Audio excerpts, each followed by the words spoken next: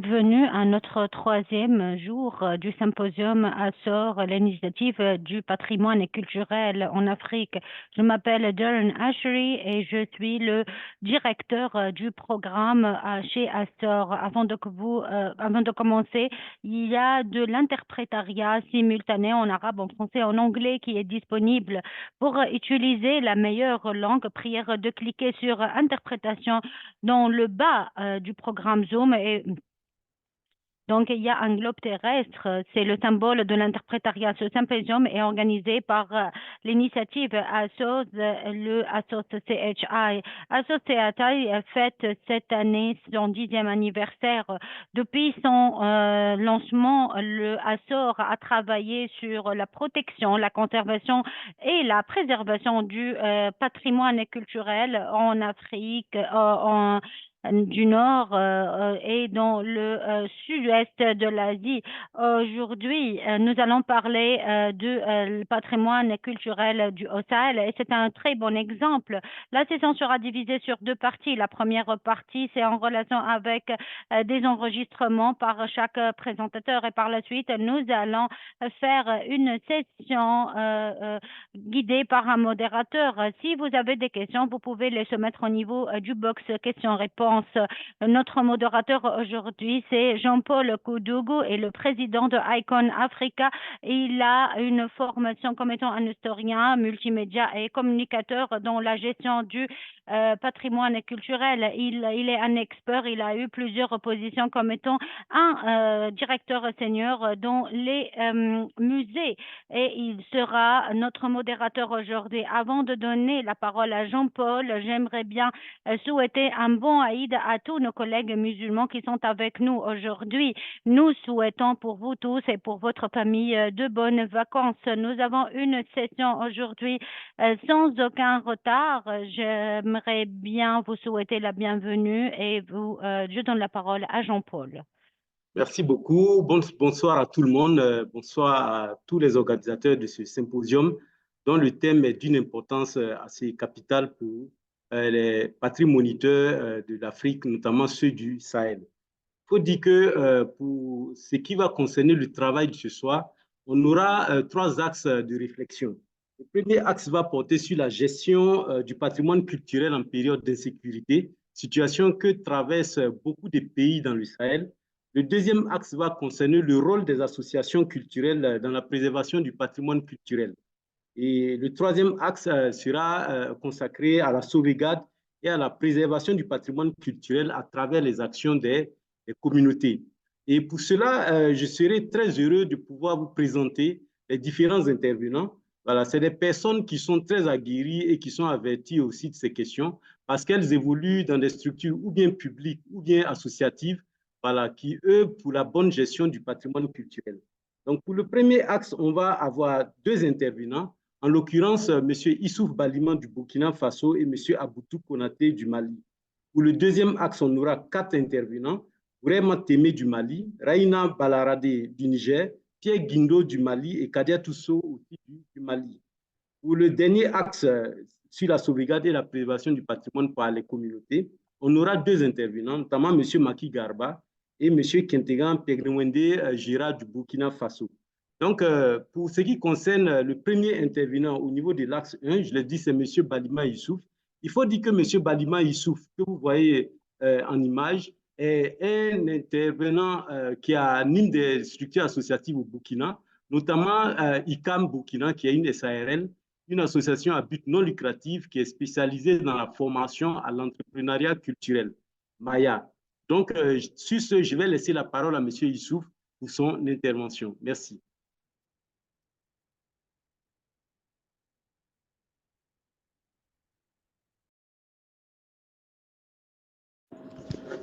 Bonjour tout le monde, je me nomme Issouf Balima, je suis acteur de la société civile culturelle, j'interviens dans la protection et la promotion du patrimoine culturel et je suis également administrateur de l'Institut Corée des Arts et Métiers, ICAM Burkina.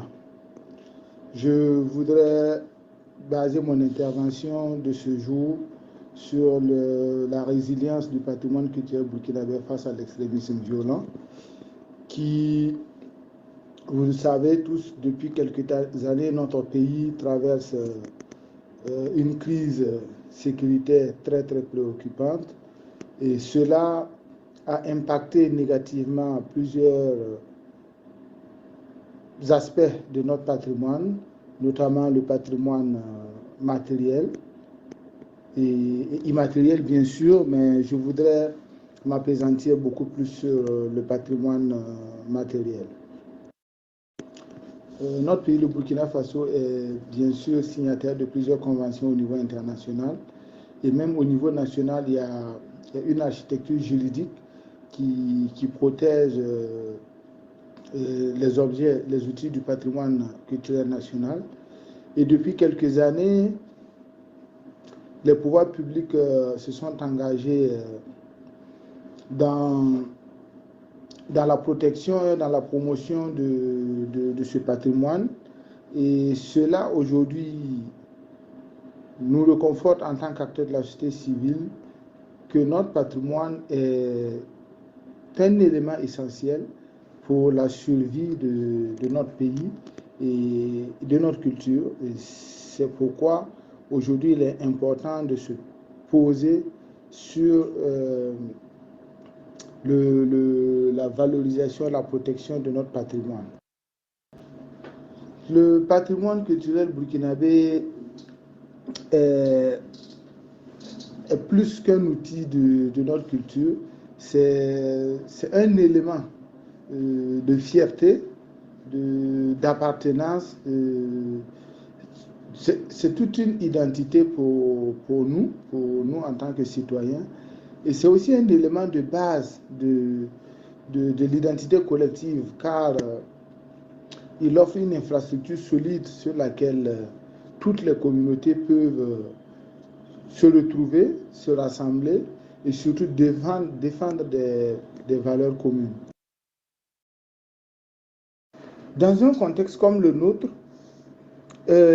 où le dialogue est quelque peu perturbé à des endroits entre certaines communautés, c'est sur le patrimoine que nous pouvons nous appuyer pour réunir tout le monde, pour ramener tout le monde sur la table de discussion, mais surtout pour favoriser un dialogue interculturel dynamique qui est essentiel pour contrer aujourd'hui le discours de haine et de division qui est propagé par les intégristes.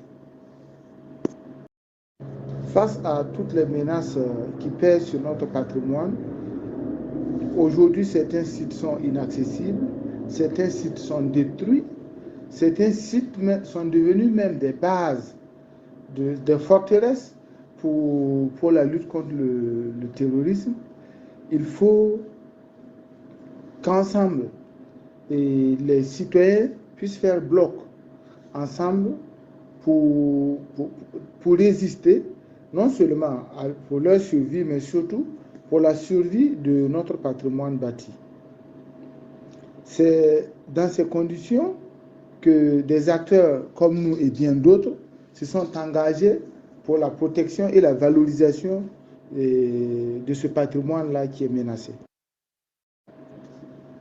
Nous avons mené énormément de sensibilisation, de communication publique sur le patrimoine pour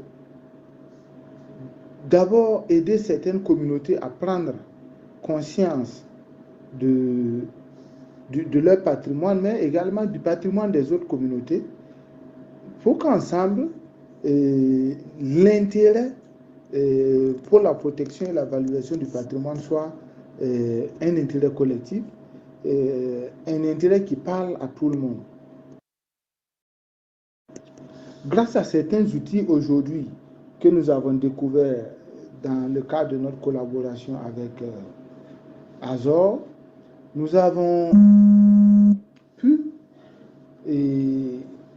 lever des éléments à travers Kobo Collect, Agisoft, Metashop, notamment photogrammétrie, nous avons pu reconstituer certains éléments de notre patrimoine qui pourront être des éléments importants pour la reconstruction de notre patrimoine. Si un jour, il faille bien sûr reconstituer tout cela pour les générations à venir.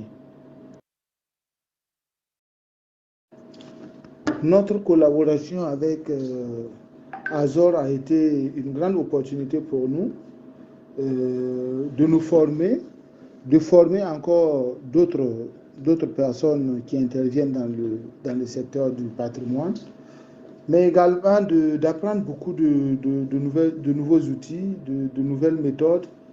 Et grâce à cela, aujourd'hui, nous sommes en capacité d'agir de façon autonome sur un certain nombre d'actions, d'activités qui protègent les éléments de notre patrimoine, et de plus en plus en train de rentrer dans les habitudes de tous ceux qui ont été formés, de pouvoir avoir ce réflexe-là d'enregistrer certains outils, certains sites du patrimoine culturel burkinabé. Je ne pourrais terminer sans remercier Azor, sans remercier Andy, Hanan, Halia, Jared et toute l'équipe qui ont travaillé d'arrache-pied avec nous pour qu'aujourd'hui nous soyons aussi prêts, que nous prenions aujourd'hui certains outils numériques en main et que nous puissions aujourd'hui continuer notre action au niveau du Sahel et ici. Je vous remercie.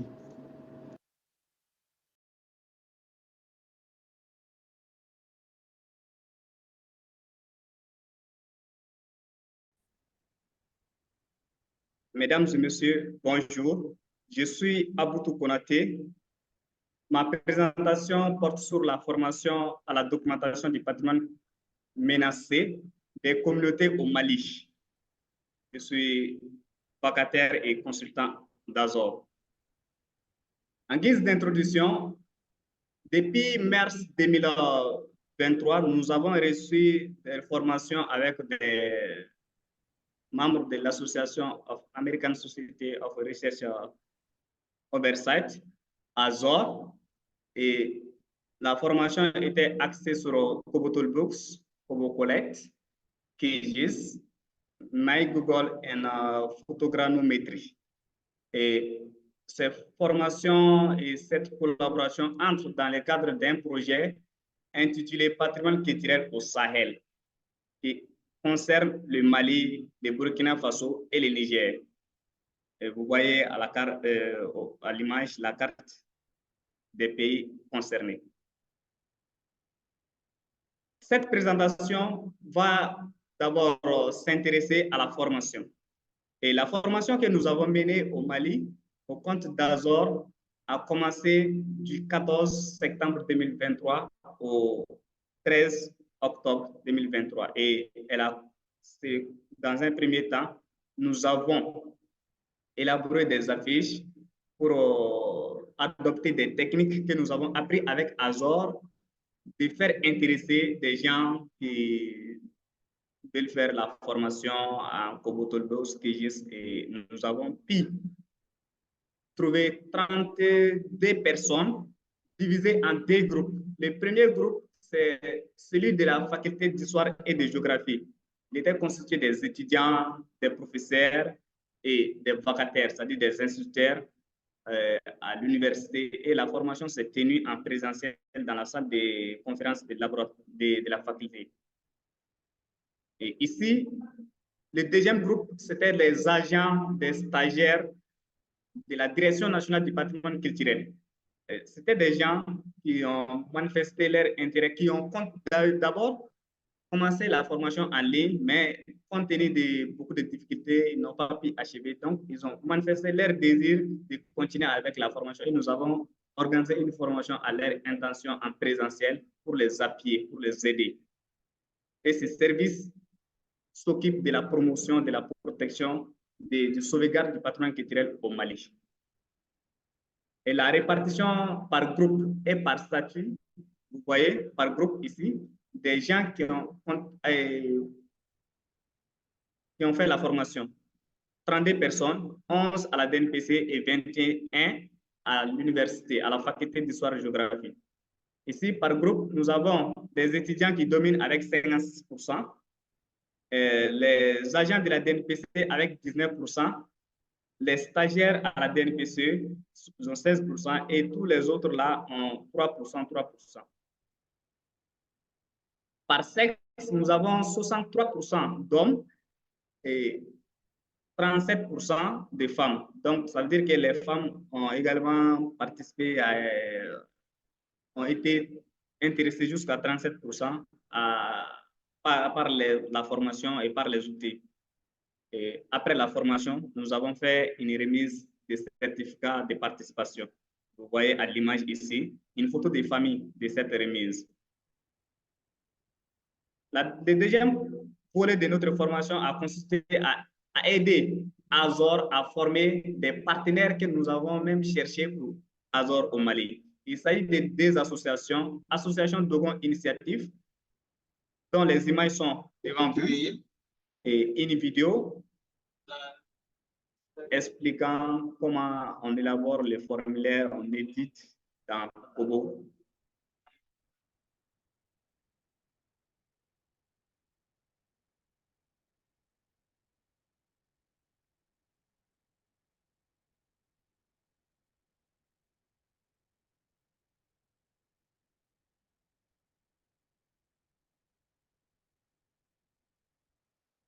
De la même manière, les membres de l'association des étudiants et sympathisants pour la sauvegarde du patrimoine culturel AESPAT ont été formés et nous avons à leur endroit, puisqu'ils sont à Bamako, organisé des séances de révision au laboratoire Histoire et Patrimoine à la faculté également. Et vous voyez des scènes d'exercices avec Kobo, avec Kijis, des membres d'AESPAT.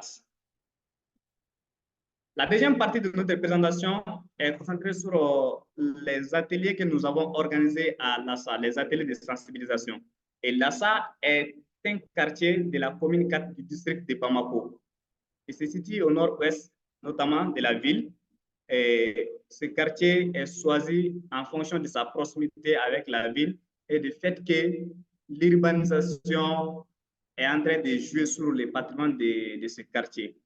Et nous avons ici, par exemple, la construction des maisons traditionnelles, des vestibules où se tiennent des réunions des chefs, des vieilles personnes, des sages, et reconstruit en ciment en abandonnant les matériaux de construction.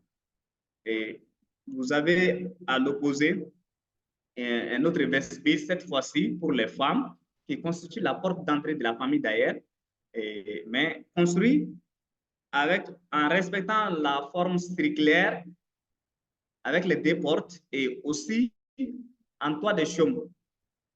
En toit de chaume, c'est une espèce végétale qu'on trouvait autrefois aux environnants, mais avec les problèmes écologiques, d'après les dires de ces gens-là, on a du mal à les trouver. Donc, c'est pourquoi on abandonne ça pour venir construire en dur et en tôle.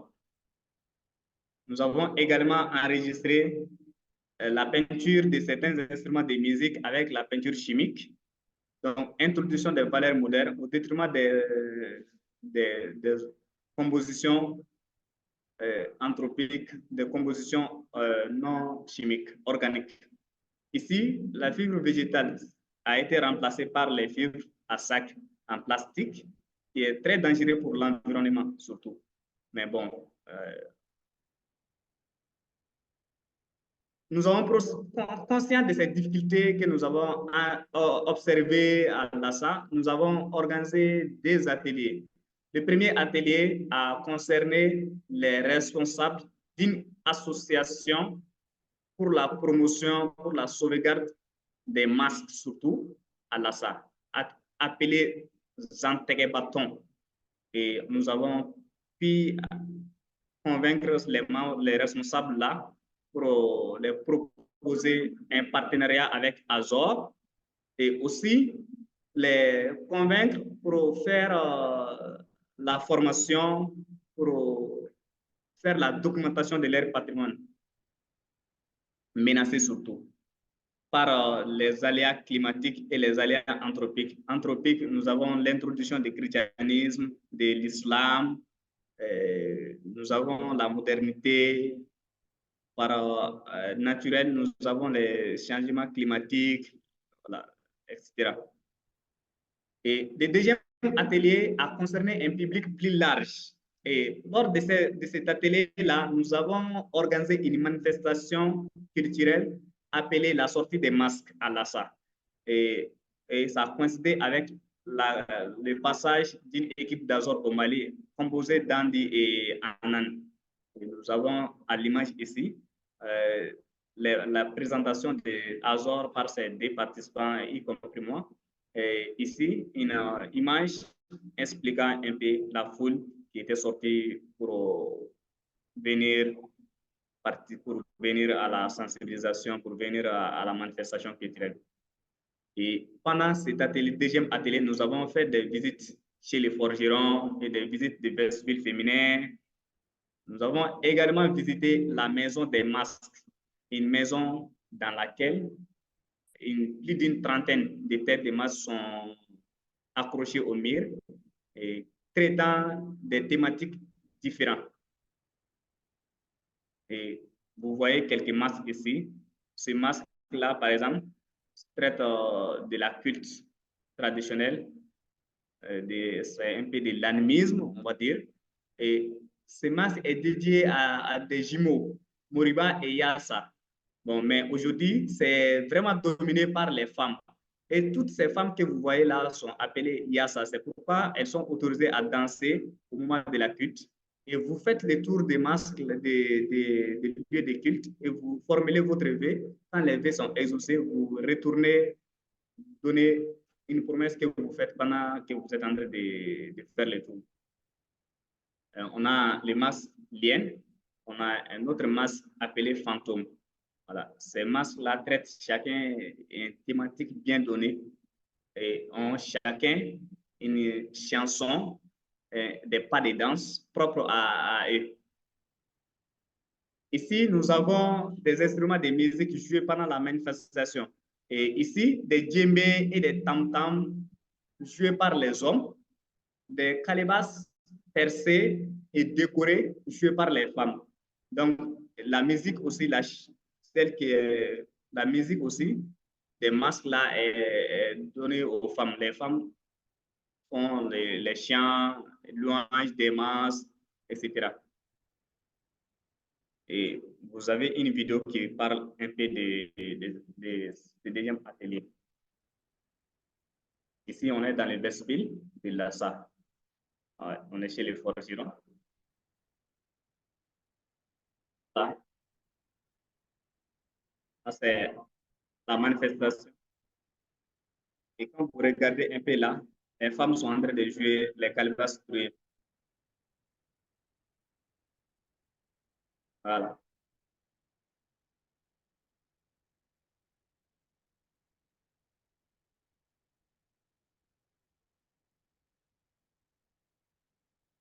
Voilà, c'est le Mouroubayassa dont je parlais. On fait les tours.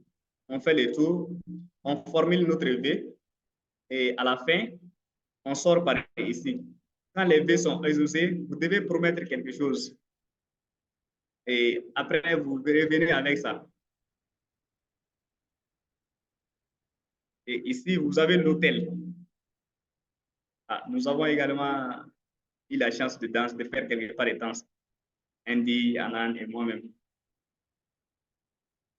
Voilà, ça c'est le masque fantôme, le plus dangereux des masques. La chanteuse est là. C'est elle qui... voilà. Ces masques-là traitent de l'immigration. Et voici quelques manifestations de masques que nous avons fait pendant notre deuxième atelier de Lhassa. Il y en a plusieurs d'autres. Et bon, ce n'est qu'une présentation. Et là, nous avons des objectifs à atteindre.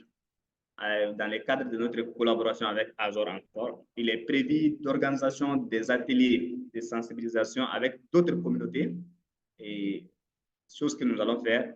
Et la formation également, des gens qui ont manifesté leur intérêt pour la collecte, sur l'apprentissage des logiciels et des techniques d'Azure, de collecte et de documentation d'Azure. Il s'agit d'une cinquantaine d'étudiants à la faculté d'histoire et de géographie et d'une quarantaine de membres de l'association Zantek Bâton et d'autres organisations encore, associations qui désirent faire une collaboration avec Azure pour bénéficier de ces formations et de l'assistance pour la documentation de leur patrimoine.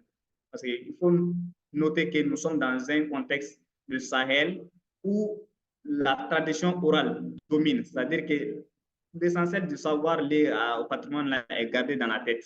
Et à l'ère où nous sommes, compte tenu de beaucoup de mutations, les gens sont en train de perdre leur patrimoine petit à petit. Donc, c'est vraiment important que nous apprenons à stocker, à documenter notre patrimoine sur un support durable. Et nous remercions Azure pour ça. Et je vous remercie pour votre aimable attention. Merci.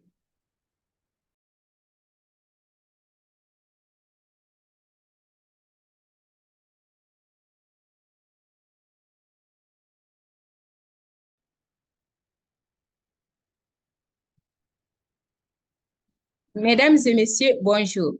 Je me nomme Kadia Tousso. Je suis la présidente de l'Association des étudiants et sympathisants pour la sauvegarde du patrimoine culturel. Je suis la présentatrice du jour sur sensibilisation des communautés et documentation du patrimoine culturel menacé dans la commune de Mininja.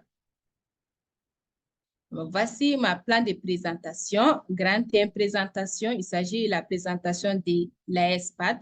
Grand D, partenariat entre AESPAT et ASOR. Et grand 3, l'activité programmée de l'AESPAT. Et cette présentation s'inscrit, projet s'inscrit dans le cadre du projet Patrimoine culturel au Sahel, dont 3 pays sont bénéficiaires, le Mali, le Burkina et le Niger. Et il faut noter aussi que l'AESPAT est au début du partenariat avec ASOR.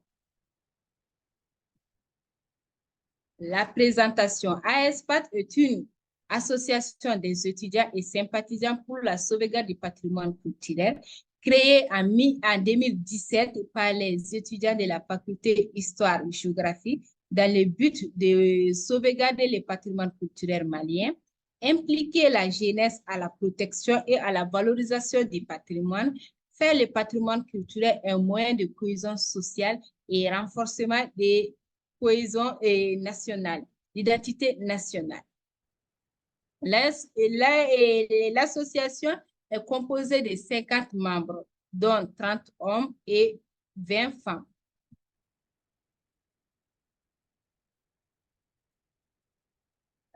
L'AESPAT est une jeune association qui n'a que la cotisation des membres pour réaliser certaines activités, parmi lesquelles la participation la pêche collective des Sankimo, qui est un patrimoine culturel immatériel de l'UNESCO. Voici les membres de l'AESPAT en blanc lors de la pêche collective à Assa.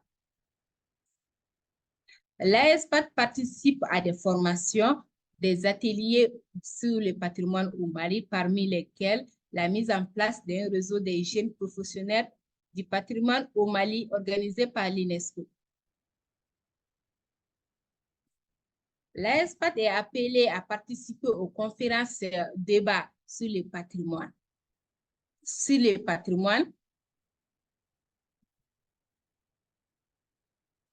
Parmi lesquels la célébration de la Journée internationale des musées en 2023, dont les membres de l'AESPAT ont participé pleinement. Le partenariat AESPAT-ASOR, et le partenariat est composé aux 2 volets. Le premier volet, c'est la formation. La formation, l'AESPAT a bénéficié d'une formation en ligne dans le cadre de documentation des patrimoines de l'Afrique de l'Ouest sur la documentation, sur les outils et les techniques de documentation d'Azor, qui est le Kobo Toolbox, Kobo Collect, Agisoft, MyGoogle, Photogrammetry.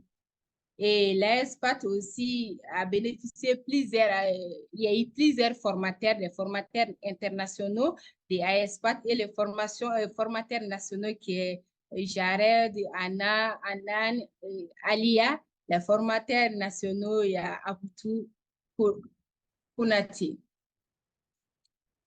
Et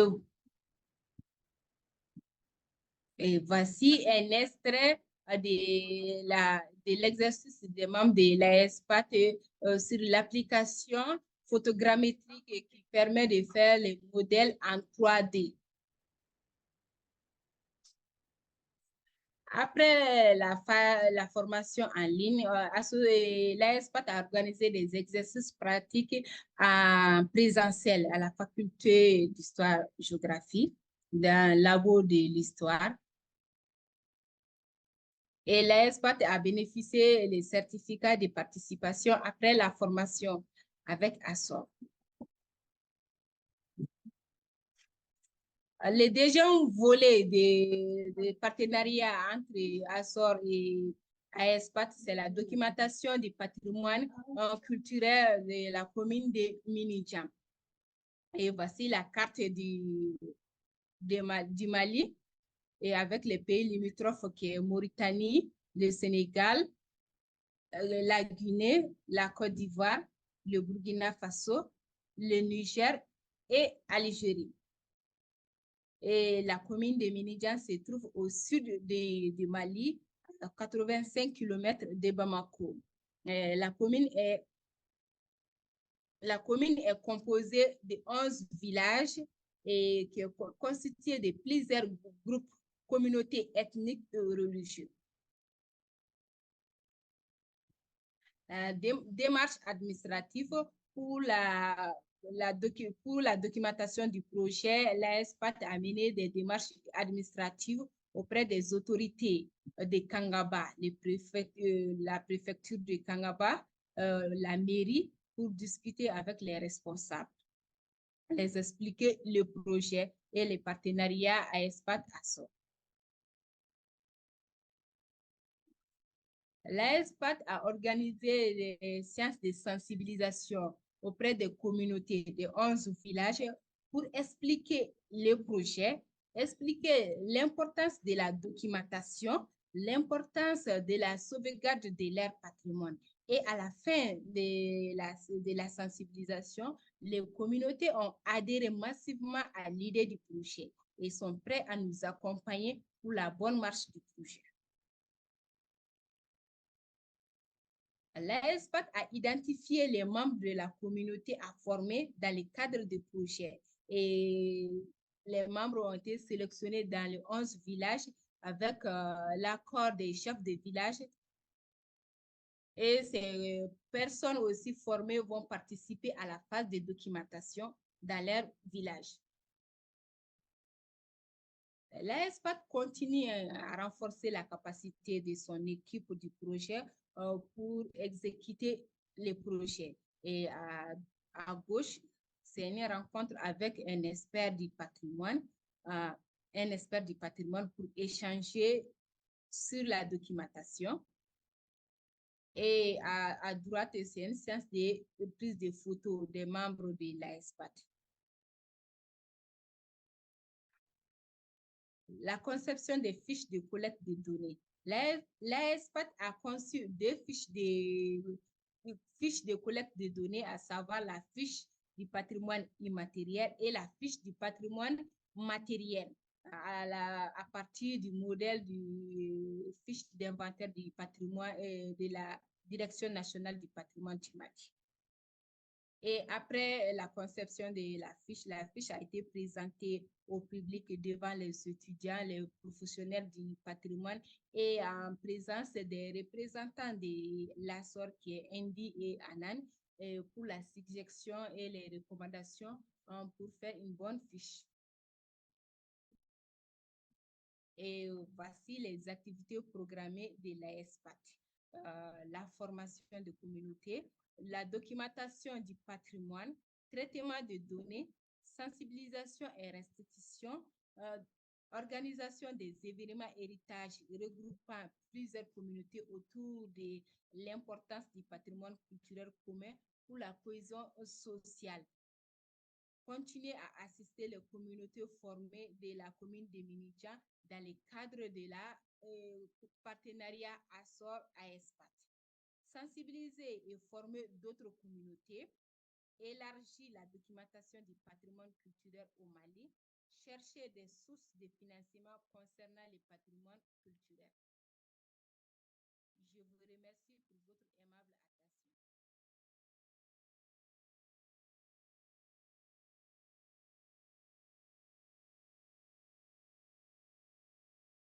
Oui.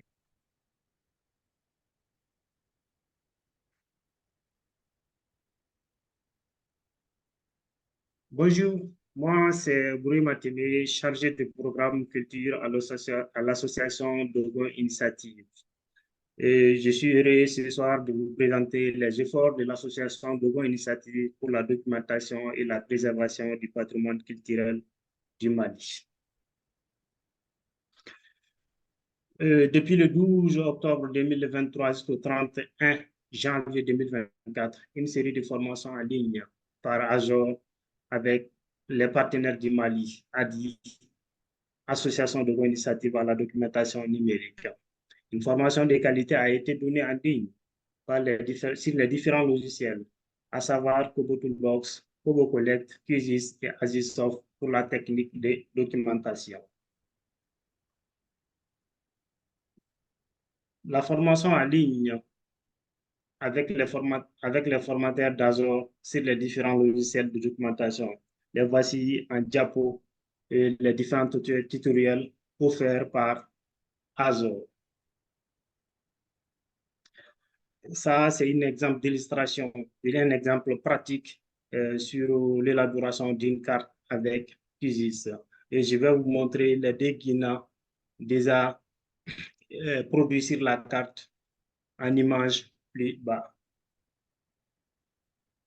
La valeur ajoutée pour ADI de participer au projet d'ASSOR, c'est à savoir c'est la documentation des sites culturels du patrimoine dans une base de données protégée, partage des informations sûres avec le monde culturel au niveau national et international, l'utilisation surtout transversale des outils à d'autres volets d'ADI comme la géolocalisation des sites, des réalisations et dans d'autres domaines d'intervention. ADI comme porte d'entrée au niveau local et régional dans le domaine de la culture, la visibilité de l'association ADI d'outre-Atlantique, opportunité de lever des fonds outre-Atlantique pour nos différents programmes. Bienvenue au cœur du pays d'Ogon. Voici la carte du pays d'Ogon. Le pays d'Ogon se trouve dans la 5e région administrative du Mali. Les Dogons sont originaires du Mandé et frères des Keïta. Pour des raisons de sécheresse endémique, économique et religieuse, ils ont quitté le Mandé vers le XIe siècle pour regagner le pays d'Ogon. Ils sont arrivés au pays d'Ogon vers le XIIIe, XIVe siècle. Au pays d'Ogon, on a trouvé d'autres habitats, qui étaient les Toloi et les Telem. L'appellation pays d'Ogon, c'est pour les valeurs culturelles et patrimoniales que les Dogons ont hérité de leurs arrière-grands-pères. Le pays d'Ogon est classé patrimoine mondial par l'UNESCO depuis 1999. Je vous prie de suivre attentivement l'intervention du directeur de la mission culturelle de Bandiagara, Pierre Guindo.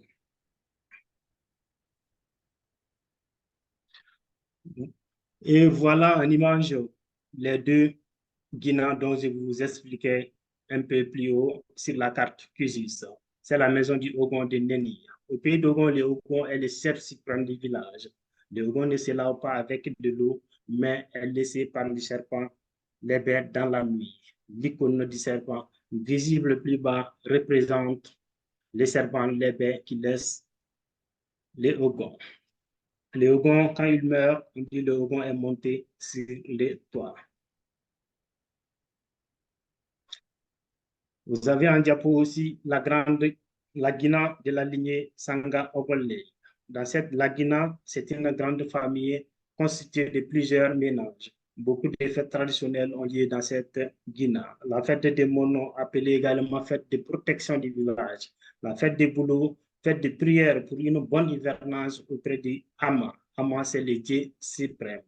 Dans cette Guina, elle est également le traitement de la morsure des serpents. Là, nous sommes en visite à Dogodougou avec le consultant d'Azor Aboutou Konaté, tout en expliquant les tombes où Samori, Touré et les Français ont livré une bataille farouche pour la conquête de l'Afrique en avril 1983. À droite du diapo, vous voyez la visite de l'exposition de l'association Kassobane sur les textiles traditionnels. Voyage l'a demandé et ce voyage nous a permis de mettre en pratique les leçons apprises lors des différentes formations en ligne. Nous sommes ici avec Anan, représentant d'Azor, qui nous apprend de tout cœur la technique de prise d'image pour les modèles de qualité en 3D. Nous avons visité également la case sacrée de Kankaba. La sensibilisation des différentes communautés du patrimoine culturel. Nous voilà, on arrive à la partie de la sensibilisation en vue de la documentation des différents sites tangibles comme intangibles, et d'événements d'aspect culturel et la formation des jeunes de différentes communautés religieuses, ethniques pour la documentation des sites. Et cette formation a regroupé en tout 53 personnes, 11 femmes et 42 hommes. En perspective, l'organisation des séances de formation avec 10 jeunes de différentes communautés religieuses, ethniques, c'est la technique de documentation numérique. Une documentation d'au moins 75 sites du patrimoine tangible, intangible, matériel comme immatériel. L'organisation d'événements d'héritage et d'échanges culturels regroupant différentes communautés autour d'aspects du patrimoine culturel. A dit, nous sommes convaincus que la protection du patrimoine malien passe par les communautés elles-mêmes. Merci pour votre aimable attention. Pour nous contacter, vous avez notre site web, vous avez notre site email de l'association Dogon Initiative, vous avez notre site Facebook et l'email du directeur de l'association Dogon Initiative et les chargés de programme culture de l'association Dogon Initiative. Merci.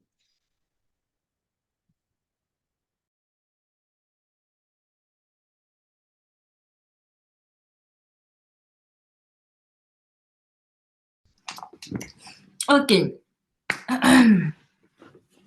Monsieur, dame, bonjour. Je m'appelle Rahina Balarabe, je suis la responsable de l'ONG Oralité Plus. Et dans le cadre du projet Patrimoine culturel du Niger, avec Azor, je m'en vais vous présenter les activités que nous avons pu réaliser.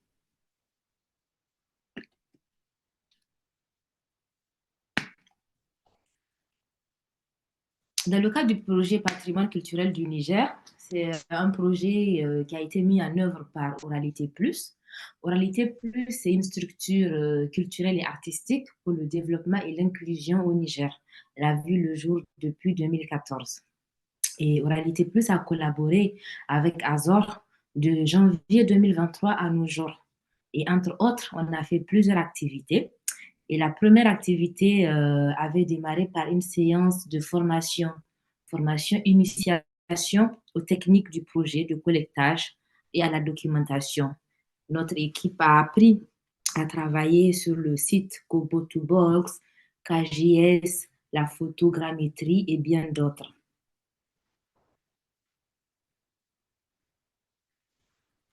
Et ensuite, après cette première étape d'initiation, ça n'est suivi plusieurs autres séances d'activité, telles qu'une visite touristique en Tunisie. C'était à la fois une visite touristique, mais aussi une formation pratique. C'était l'occasion pour 2 membres de notre équipe à faire une formation sur le terrain, à utiliser le matériel et à connaître tout ce qui est technique et pratique par rapport à ce projet de collectage et de documentation. Le séjour en Tunisie était très bénéfique pour eux. Ils ont découvert la richesse inestimable de ce beau patrimoine de la Tunisie. Et quand ils sont rentrés au Niger, ils ont dispensé la même chose qu'ils ont appris à leurs collègues. Et l'image que vous voyez là, ce sont des musiciens traditionnels de la Tunisie. Et coïncidence, nous avons aussi presque les mêmes musiciens au Niger. Et l'instrument qu'ils jouent, nous l'avons au Niger, on l'appelle Algaïta. Et là, c'est un site touristique de la Tunisie aussi. La mise en œuvre du projet a continué. Il a continué de bon train. Il y a eu des ateliers de formation pratique à Niamey. Il y a Alia avec son équipe qui sont venus à Niamey. Ils ont dispensé une formation pratique et c'était l'occasion pour Oralité Plus d'inviter d'autres structures partenaires à elle, des structures amies qui travaillent aussi dans la culture, dans l'artistique, dans le patrimoine. Ils ont découvert ce que nous avions déjà fait et eux aussi, ils ont appris. Et à partir de ce moment-là aussi, on a commencé à collaborer avec nos 3 grands groupes cibles, à savoir les groupes de minorités ethniques, les groupes socioculturels religieux. Donc, nous nous sommes basés sur les Peuls Bororo. Nous avons travaillé avec les Peuls Bororo, avec les femmes Bororo, avec les griots et les Wanzam. Et là, vous voyez une photo d'un homme Bororo. Donc, toujours dans la mise en œuvre du projet, Oralité Plus a créé des séances de sensibilisation, des animations culturelles, des animations du soir. Nous avons intitulé ça « Les débats citoyens autour du feu ». C'était un cadre d'échange, de donner, de recevoir sur la culture, sur le patrimoine, là où le peuple nigérien en était, les enjeux, Oralité Plus à sensibiliser la population, à connaître ces minorités ethniques qui, depuis la nuit des temps, étaient discriminées. Ils étaient très souvent dans leur coin. Les gens avaient d'autres idées sur eux. Mais grâce à ces sensibilisations-là, surtout la jeunesse, ils ont compris ils ont compris la différence. Ils ont vu que la différence culturelle, c'est une richesse et c'est des choses qu'il faut entretenir. Et il y en a même beaucoup, après les séances de sensibilisation que nous avions interviewées, ils ont témoigné qu'à partir de maintenant, ils vont sensibiliser d'autres personnes et puis ils s'intéressent aussi à la sauvegarde et à la documentation. Voilà. Donc, nous avions organisé 2 séances de débat citoyen. On a fait un dans la commune 4 de Niamey et un autre dans le village très proche de la ville de Niamey à Goudel. Voilà. Et là, vous voyez, c'était l'affiche. Et à côté, c'est une photo des femmes, les femmes des autres ethnies qui se sont fait maquiller par la femme Bororo. Voilà. Et là, vous voyez toujours un homme Bororo habillé et maquillé, qui était prêt pour faire une démonstration parce qu'ils ont aussi une danse et une chanson à eux, voilà, qu'ils font très souvent. C'est des chansons et des danses très historiques parce que ça se fait à la fin des récoltes et aussi c'est des moments pour eux de déclarer leur amour et tout à leur bien-aimé. Et voilà, et là, vous voyez une photo. C'est pendant la séance de la formation pratique à Niamey. Il y a l'équipe d'Oralité Plus, il y a aussi l'équipe de d'autres partenaires de Azor. Et la photo en haut, vous voyez l'équipe d'Oralité Plus et puis vous voyez les hommes en boubou. Les vieillards là, ce sont les hommes Wanzami. Les Wanzam, ce sont des coiffeurs traditionnels. C'est eux qui font la coiffure traditionnelle des bébés les nouveau-nés le 7e jour.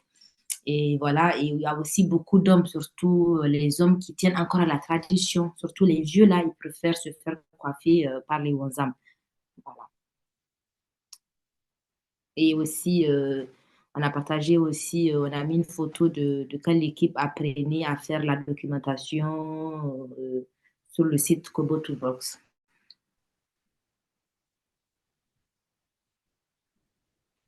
Donc voilà, les séances d'activité ont continué toujours de bon train. L'équipe de Réalité Plus a pu collecter et documenter beaucoup de sites dans la ville de Niamey environ.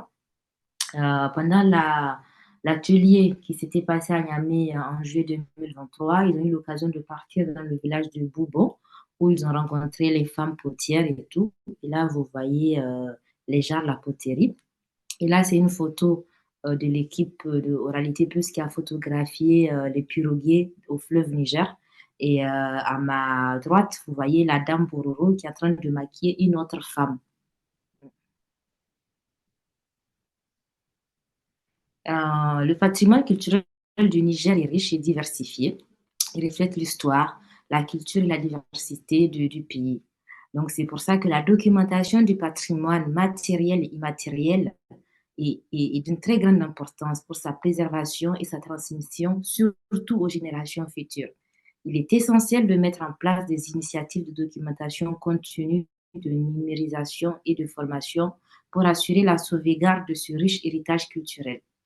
La collaboration avec les communautés locales lors de ce projet nous démontre qu'il est essentiel. En effet, nous avons vu qu'il est essentiel pour nous de nous rapprocher les uns des autres, que les uns les autres puissent se découvrir, puissent savoir c'est quoi la culture de l'autre, qu'est-ce que l'autre a en échange, qu'est-ce que moi je peux lui apporter. Et c'est comme ça qu'on peut aller vers une cohésion sociale, vers la tolérance. Et voilà, à côté, vous voyez les images. Il y a une jeune fille Bororo qui est tressée, c'est leur tresse traditionnelle. Et là, vous voyez, c'est une jeune dame Zarma habillée et maquillée en Bororo. D'où l'échange culturel. Et voilà, je suis à la fin de ma présentation. Et à la fin de ma présentation, vous voyez l'image de 2 cases traditionnelles qui sont en train de se construire au Musée national de Niamey. Voilà, parce que je ne dirais pas que ça a tendance à disparaître, mais on en voit de moins en moins. Donc voilà, le musée aussi est un grand acteur de promotion et de sauvegarde du patrimoine. Et à ma gauche, vous voyez, c'est les 2 jeunes filles Bororo, le premier grand groupe cible avec laquelle nous avions travaillé. Ces 2 jeunes filles, elles étaient habillées, maquillées en Bororo. Donc là, vous voyez les 2, nous avons le patrimoine matériel, d'où les 2 cases traditionnelles à ma droite et les 2 jeunes filles Bororo, patrimoine immatériel à ma gauche. Et je vous remercie beaucoup. Mon adresse email, il est marqué en bas. Si vous avez d'autres questions et tout, je reste disponible. Merci beaucoup.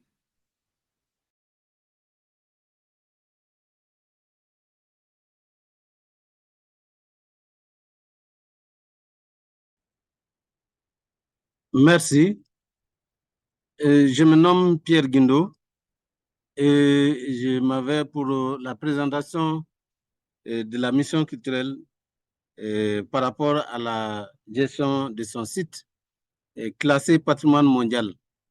Et ceci dans le cadre du partenariat entre ADI et Assor.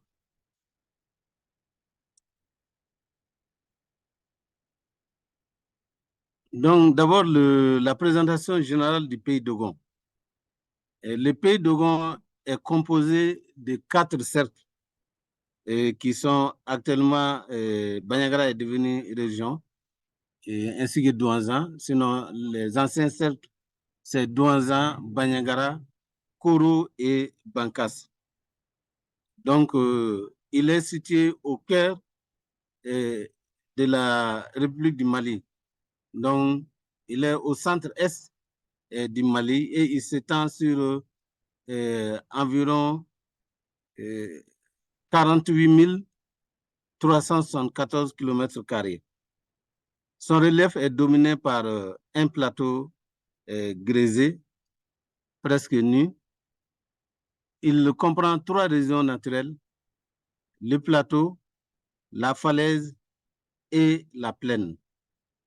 Donc, ce qui compose le pays d'Ogon. Le pays d'Ogon est riche en patrimoine culturel et naturel.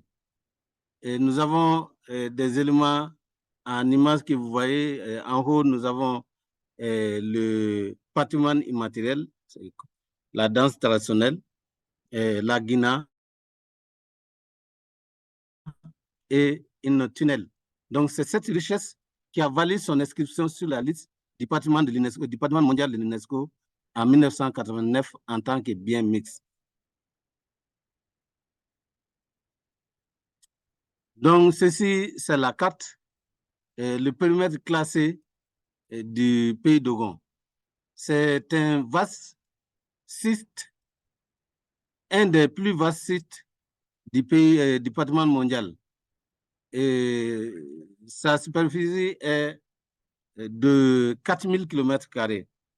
Donc, les 4 cercles dont je parlais sont donc à l'intérieur de cela. C'est une partie de Bandiagara, une partie de Bankas, une partie de Koro. Douanzan est en dehors du site classé.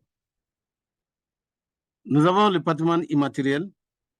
Nous avons quelques images du patrimoine immatériel, la danse des masques, l'organisation des funéraires, des cérémonies funéraires, donc qui constituent l'élément immatériel du patrimoine culturel d'Ogon. Donc, nous avons des traditions, des savoir-faire traditionnels qui font la richesse du pays d'Ogon. Diapo. Donc, après le classement du site, l'État malien a jugé nécessaire de créer des missions culturelles, dont la mission culturelle de Bandiagara pour le site de Bandiagara. Sinon, il y a d'autres missions culturelles pour d'autres sites du patrimoine mondial tels que Guinée, Tombouctou et Gao. Et la mission culturelle donc, est chargée de la gestion du site et il a comme mission la conservation, la préservation des éléments matériels et immatériels, culturels et naturels du site, la valorisation du patrimoine, la promotion, la sensibilisation, l'information et la formation. Ensuite, l'amélioration des conditions de vie des communautés vivant sur le site. Parce que c'est les communautés qui sont premiers responsables de la gestion du site. Donc, quelques activités menées par la mission culturelle. Nous avons des activités de restauration accompagnées de relever tout ce qui s'ensuit pour faire la restauration.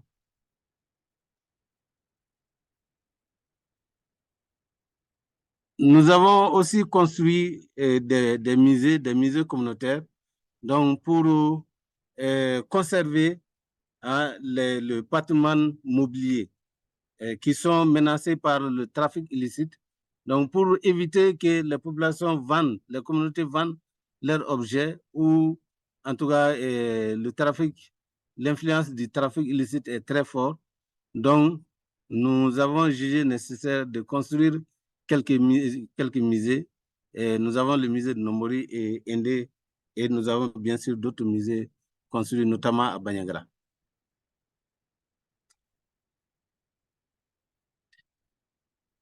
Donc, comme je disais, ça c'est le musée de Soroli.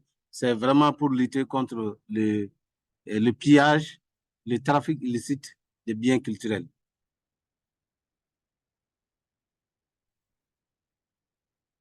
Nous menons aussi des activités de formation, d'information, de formation, ainsi que de la sensibilisation. Vous allez voir l'image suivante, notamment avec les communautés. Donc, nous faisons des activités d'éducation au patrimoine avec les scolaires, les jeunes, et aussi la sensibilisation un peu de masse à travers le théâtre. Donc, ce qui atteste un peu les deux images. Diapo. Nous avons vraiment quelques difficultés de gestion, surtout qui sont survenues depuis 2012 avec la crise multidimensionnelle qui traverse le Mali. Donc, ça, c'est des sites qui sont pillés, hein, qui sont où il y a vraiment le pillage illicite. C'est des sites archéologiques. Donc, nous avons une hache que ces pierres-là ont trouvée. Nous avons d'autres difficultés. Comme je disais, avec la crise, nous avons connu des attaques des villages. Il y a des villages qui ont été complètement saccagés, où les maisons des Guinas, les grandes maisons familiales qui sont connues comme valeurs culturelles, qui sont détruites et qui sont saccagées, et les objets sont éparpillés, d'autres ont été emportés. Donc, ça, c'est des problèmes qu'on a connus et qu'on continue à traverser.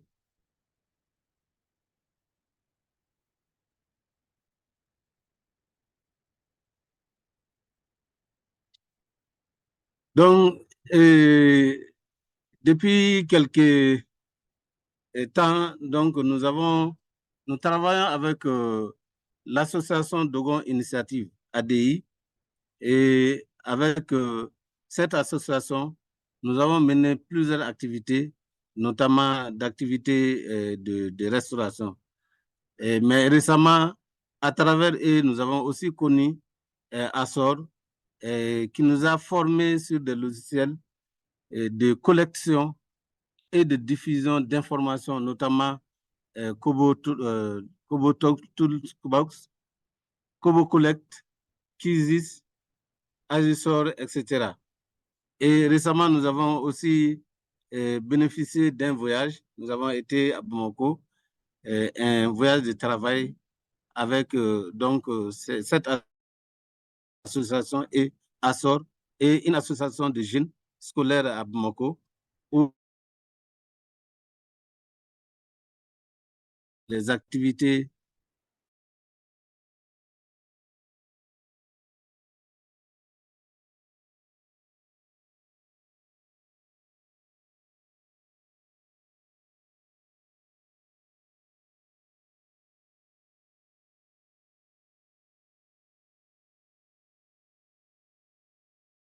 sensibilisation, de collecte d'informations.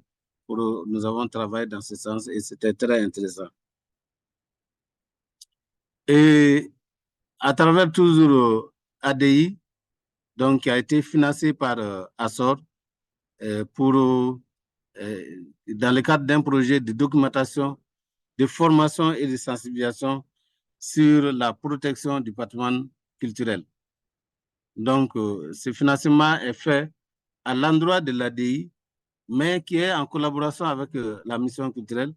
Et nous nous sentons bénéficiaires parce que ADI travaille sur notre site et nous aide à protéger, à faire la promotion de notre site. Donc, l'intervention de Assor à ADI, nous considérons que c'est notre appui et cela est très important. Et ils interviennent sur 3 volets: la documentation du patrimoine tangible et intangible, c'est-à-dire matériel et immatériel, l'organisation de la société civile, la formation sur les logiciels que nous avons préalablement bénéficié, et la sensibilisation des communautés sur le patrimoine pour la cohésion sociale, les vivre ensemble. Donc, cette sensibilisation renforce vraiment le tissu social qui est actuellement déchiré. Et donc, c'est vraiment un projet salutaire que nous saluons. Et dans ce même ordre d'idée, la mission culturelle a aussi des perspectives, notamment dans ce même cadre de documentation, nous avons des biens qui sont mal connus, notamment vers le nord du site. Nous avons des biens qui sont mal connus. Donc, la documentation de ces biens vraiment nous aiderait vraiment à connaître ces biens pour nous-mêmes, mais aussi pour les communautés, les différentes communautés du site, et pourquoi pas à l'international. Nous avons aussi une grande fête que le pays de Gabon organise chaque 60 ans. Et qui parle de 60 ans, et notre tradition est basée, et notre culture est basée sur la tradition orale. Donc, certes, il y a la transmission, mais en même temps, avec le changement, le modernisme, avec l'influence de l'extérieur, nous avons des valeurs qui se perdent, nous avons des choses qui sont en train d'être oubliées.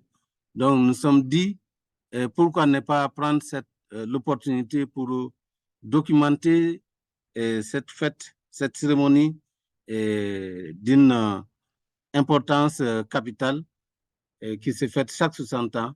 Donc, la documenter, connaître de bout en bout pour que cette tradition soit pérenne. Nous pensons aussi continuer sur notre activité d'information, la formation, la sensibilisation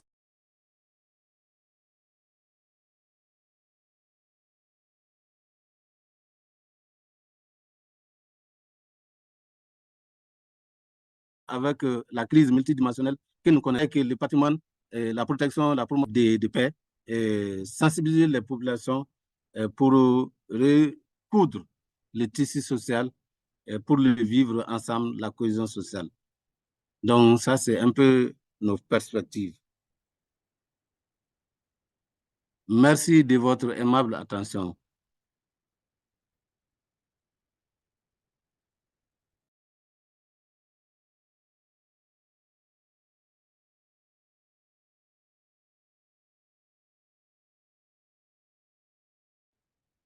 Ok, alors bonsoir tout le monde.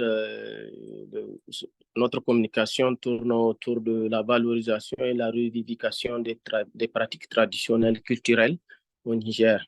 Le cas de la transmission de ces techniques traditionnelles sur la poterie avec les femmes potières de Bouba. Ce projet a été soutenu par deux partenaires, le Fonds des ambassadeurs pour la préservation culturelle et Assorchi. Donc, les deux interventions tournent autour de ce que nous allons communiquer à travers ce symposium. Ce sont des activités de l'ONG Culture, Art, Humanité. À ce niveau, le schéma de notre travail, c'est sur le choix du matériel, les techniques utilisées, le choix des couleurs, la décoration et la colorisation utilisées en poterie, les expressions des motifs décoratifs et les designs, les modèles de poterie, les anciens et les nouveaux, les typologies. Et le projet en tant que tel a comme charpente, a comme structure l'installation de l'équipe, la mission d'information et de prise de contact et les activités créatives dont la préparation et les annonces, la confection et l'installation du hangar pour qu'il y ait un espace de réflexion, créativité pour les femmes potières de Bouba. Vous avez aussi le projet, la facilitation du projet et les activités de formation, un renforcement de capacités dans les domaines comme le leadership et le leadership et le management, les droits humains, et les agenda 1325 de l'ONU, la comptabilité, et le business management, l'atelier international pour la confection des modèles types de couleurs et de poterie à travers les experts venus des États-Unis, du Maroc et aussi de l'Espagne. Nous avons aussi une formation sur les droits humains fondamentaux et aussi le projet s'est clôturé par un documentaire vidéo et une répartition de petits ruminants pour les femmes potières de Boubon. Tout cela a été suivi par un travail de suivi et évaluation pour voir les impacts. Au niveau de la pratique avec les experts, vous avez ici des images parlantes sur comment les étudiants expérimentent les couleurs sur les poteries, comment les formatrices aussi démontrent la confection d'utilisation des matériaux locaux pour avoir les pigments et aussi pour avoir les couleurs. Tout ce que vous voyez sont dans ce sens. Notre projet, qu'est-ce que nous avons fait et qu'est-ce que nous faisons? Nous avons tenté de contribuer vers la diversité des couleurs, les pigments utilisés, les éléments de base, les éléments indigènes qui sont utilisés, l'adhésion avec la poterie, avec la poterie et avec l'argile, comment tout cela se fait et comment tout cela peut résister pendant l'utilisation. Et vous avez, c'est des matériaux purement de base que nous utilisons durant tout ce processus. Vous avez aussi deux images qui vous montrent le processus de stabilisation de ces couleurs et aussi de l'argile avec les typologies de taille de production. À ce niveau, vous avez comment le produit est fait et ça nous amène directement vers un processus de cuisson, un processus où ce n'est pas les fours modernes qui sont utilisés. Il y a certes quelques projets qui ont parlé de ces fours, mais les fours ne convenaient pas typiquement aux besoins de ces femmes, vu la quantité de travail. Boubou, on compte plus de 500 potières, 500 femmes potières. Donc, c'est un village uniquement des femmes potières. Et au niveau de notre société, c'est que ce sont des femmes aussi de classe. Donc, ce qui fait que le projet s'intéresse un peu à des droits humains. Vous avez une utilisation de l'herbe et de tout ce qui est naturel qui entre dans la cuisson à l'air libre, une cuisson de 24 heures. Vous avez là quelques objets finis avec l'application des couleurs et vous avez une exposition en face du mur du musée national où vous avez tout un marché de poterie qui est vraiment fréquenté, qui fait la fierté aujourd'hui de ces femmes créatrices. Parce que ce sont des femmes vraiment de talent, des femmes ingénieuses que vous avez par la forme, par les couleurs, par la taille. Vous avez aussi là une image d'une photo de famille de notre formation internationale. Les femmes de Boubon par les formatrices internationales. Vous avez là, et pour les besoins, nous avons utilisé aussi des images des agents de sécurité. Vous avez là notre diapo pour la formation maintenant sur les droits humains fondamentaux. Les droits humains fondamentaux, c'est le minimum dans une société où on pense que tout ce groupe de femmes créatrices, de femmes travailleuses, de femmes bâtisseuses sont des femmes d'une classe inférieure. Voilà. Donc, voilà ce qui nous amène à penser qu'il faut parler de droits humains, il faut élever leur niveau, il faut donner espoir à ces gens qui créent pour la société, qui créent pour les arts, qui ont retenu un savoir-faire ancestral. Vous avez aussi le leadership et le JAR à travers les résolutions 1325. La résolution 1325 sont des outils des organisations de l'Organisation des Nations Unies, toujours pour donner une place à la femme.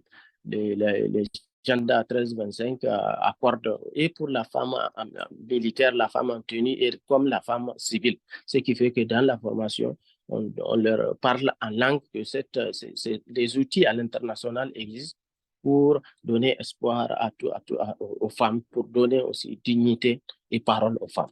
Vous avez ici, pendant les travaux en groupe, pendant les formations, et des témoignages de parole sur leur renforcement des capacités, sur leur rôle et ce qu'elles jouent dans la société. Vous avez une autre image où en haut, vous avez le projet de distribution de bétail et vous avez en bas une image, une photo de groupe aussi pour la gestion comptable et administrative. On revient toujours vers la confection. Vous avez les 3 images collées. Ces images, ce sont des femmes en pleine activité, en plein atelier de création atelier de création, et vous avez les formatrices qui surveillent, qui voient comment ça se pose ces choses, comment se fait ce travail. Et vous avez là la troisième image, nos formatrices, nos trois experts utilisés. Vous avez plus loin, au-delà, quelques images de la créativité et aussi du leadership et de ce genre qui est utilisé.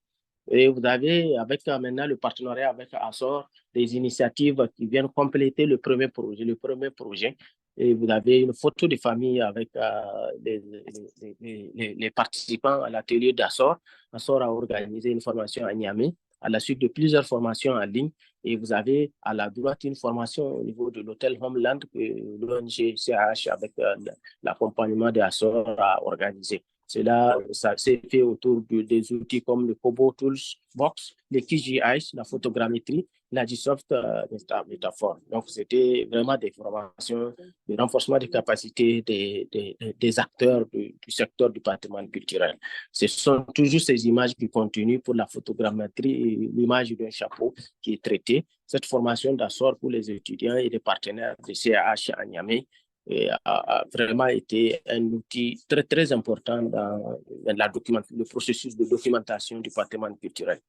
Vous avez maintenant une visite de séjour de formation a été agrémentée avec la visite de l'Institut d'archéologie de l'Université Abdou-Moumouni de Niamey et aussi des pavillons, les salles d'exposition du Musée national que vous voyez. Vous avez les étudiants à l'intérieur où vous avez une image d'une salle d'exposition qui s'inspire de l'architecture traditionnelle.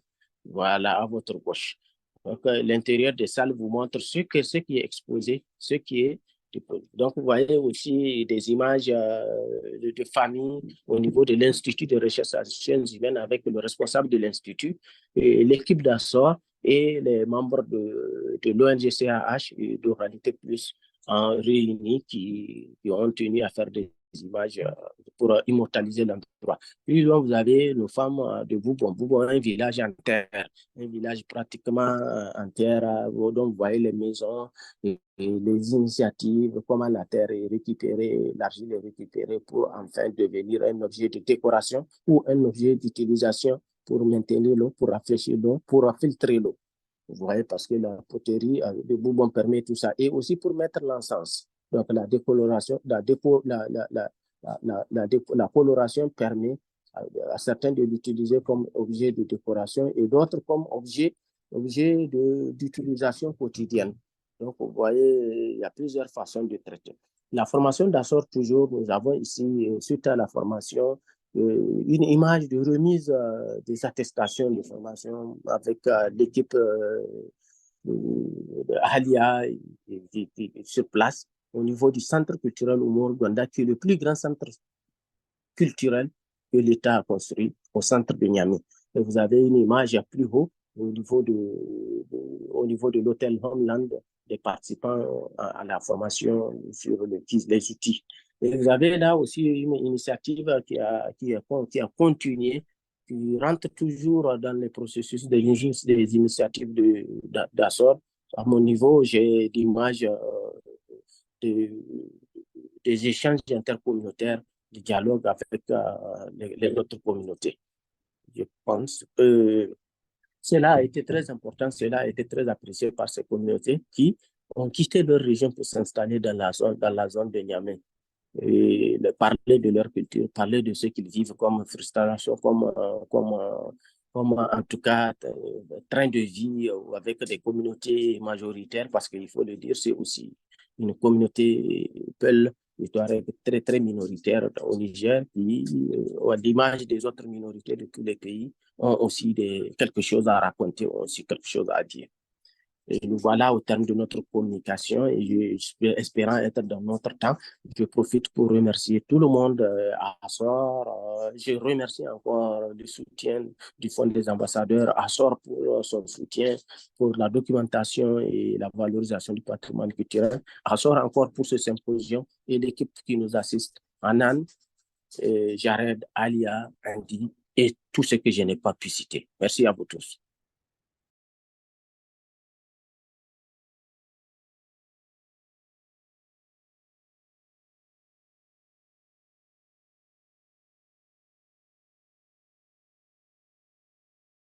Bonsoir à toutes et à tous. Bienvenue dans l'atelier de la forge. Bienvenue dans l'atelier de Palouk Nabakis de l'inamovible enclume. Nous sommes ici dans le sanctuaire du feu, où l'on manipule le feu, où l'on fait l'épreuve du feu. Ce soir, la parole sera le feu qui va soigner les cœurs. Ensemble, nous allons partager la parole thérapeutique. Donc, applaudissez pour tous les conteurs nationaux et tous les conteurs internationaux qui seront là ce soir pour partager cette parole qui nous vient directement de l'atelier de l'inamovible enclume. Ce qu'il faut savoir, c'est que nous sommes des forgerons du territoire de Ramessoum. Ramessoum, c'est une circonscription administrative coutumière qui a été fondée par Nabali Mier. Et donc, Nabali Mier était un fils du Moro Nabayan Fo. Et quand le Moro Nabayan Fo a envoyé son fils Nabali Mier pour aider ceux qui étaient du côté de la région, qui souffraient aussi du fait qu'il y avait les Ninsi et puis les autres peuples qui étaient sur place qui les maltraitaient. Donc Nabali Mier est parti en renfort et c'est comme ça que le territoire Ramessoum est né, donc qui prend le thème à Goubi. L'histoire dit qu'on vient de Samba, que quand le Moro Naba a envoyé son fils, il a choisi les forgerons, il a choisi les Benda et les Tansopemba, toutes les personnes qui devaient accompagner un roi normal, un prince, pour aller à la guerre. Et donc c'est comme ça que nous sommes arrivés là-bas.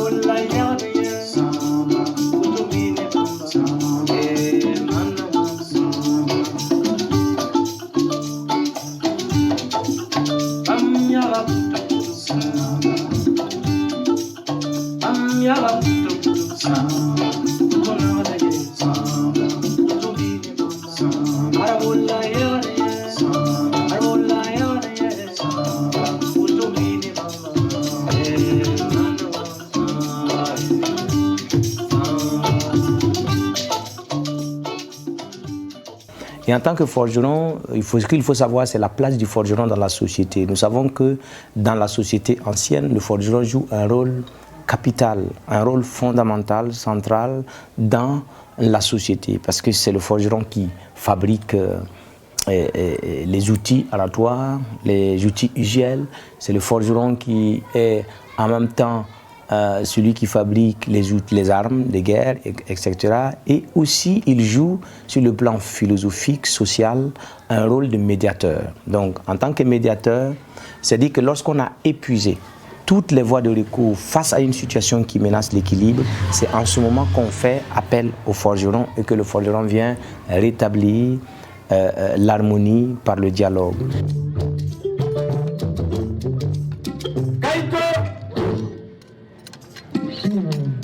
Dans cette histoire.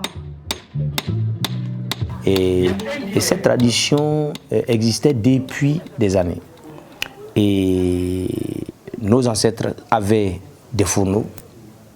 On avait des fourneaux, on faisait de la réduction du fer, on avait un lieu où il y avait les enclumes, où on transformait les matières et tout ça. Et puis même les anciens disaient qu'il y avait 9 enclumes. Plus de 9 enclumes à Saba. Et aujourd'hui, il n'y a qu'une seule enclume. Mais c'est l'enclume mère qui sert de sacrifice, qui sert de symbole. Mais on ne fait plus ça. Donc je me suis dit, mais en tant que forgeron, et nous voyons on sait que le forgeron joue un rôle central. Et en plus, nous sommes actuellement au Burkina Faso et nos pays traversent une situation de crise. Et quand on regarde la situation de crise, on voit que le rôle du forgeron n'a pas servi. Quand bien, alors qu'avant, on avait dit que le forgeron joue un rôle important, un rôle de médiateur, un rôle de quelqu'un qui joue sur la réconciliation. Mais aujourd'hui, pourquoi le forgeron, ça ne fonctionne pas? Parce qu'en fait, c'est quelque chose qui a été délaissé. C'est quelque chose qui n'a pas été transmis. Et donc, c'est pour ça que j'ai décidé, au regard de tout ça, il y a beaucoup de choses qui ont participé au fait que je me suis dit, il faut repartir à la forge. Mais un bon forgeron doit savoir quelque chose. Un bon forgeron doit avoir ce qu'on appelle la connaissance du des minerais. Parce que c'est le minerai qui te permet de pouvoir avoir la loupe. Et c'est cette loupe-là que tu vas essayer de marteler pour transformer et couper pour pouvoir avoir les différents outils que tu veux avoir, que tu veux fabriquer ou confectionner. Quand tu fabriques un outil, il faut avoir le type de fer que tu dois avoir. Et donc, ce qui fait qu'il y a des minerais qu'on a, le minerai en Mori, on appelle Nyanga, c'est ce que certaines personnes appellent Nyango. Donc, et moi, il a fallu que j'aille voir des gens pour qu'ils puissent me présenter les différents types de minerais qui existent, la qualité des minerais. Avec tel type de minerai, tu fais ça, avec tel type de minerai, tu fais ça, etc. Je suis allé aussi au-delà de nos frontières pour comprendre le fonctionnement de la forge. C'est pourquoi je suis allé rencontrer des archéologues en Europe aussi. J'ai fait un spectacle pour pouvoir re-questionner et voir comment on peut redynamiser le métier de la forge, au-delà de l'aspect philosophique.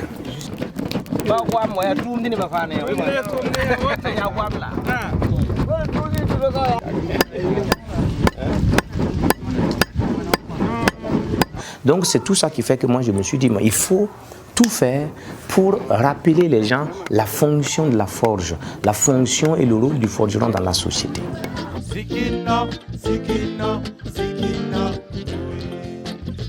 Encore. Il faut que ça soit dans le temps.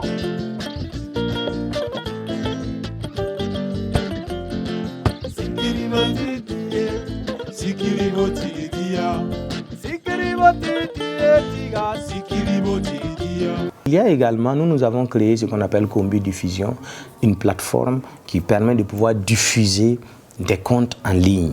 Parce que nous sommes dans un monde numérique, il faut s'adapter. Il faut s'adapter, il faut répondre aux besoins du temps. Et donc, nous, on a des supports en ligne que nous sommes en train de mettre en place. Nous avons également des livres que nous avons écrits. On essaye, on fait comme on peut. Ce n'est pas évident, mais de toutes les façons, dans la vie, quand tu vis, il faut voir l'objectif. C'est l'objectif. Notre objectif, c'est de pouvoir réussir notre mission, voilà, ou pour laquelle on est là. Le reste, bon, c'est les autres dans le juge. Comment on appelle les scories? Yanyela Bambonti, Ouare, Kéria, Ouare. Mais maintenant, qu'est-ce qu'on utilise pour faire fondre le minerai? J'ai donné le nom en français et en moré. Oui. Hein? Fondant, on l'applaudit. C'est pas la jeunesse le problème. Donc, il faut que nous, on tente de parler à nos enfants, d'assumer, de parler nos langues, véhiculer les valeurs de nos langues. C'est important pour moi, c'est important pour tout le monde, parce qu'on ne peut pas se développer avec la culture de l'autre. Celui qui réunit ses ancêtres ne peut pas défendre sa culture ni sa tradition.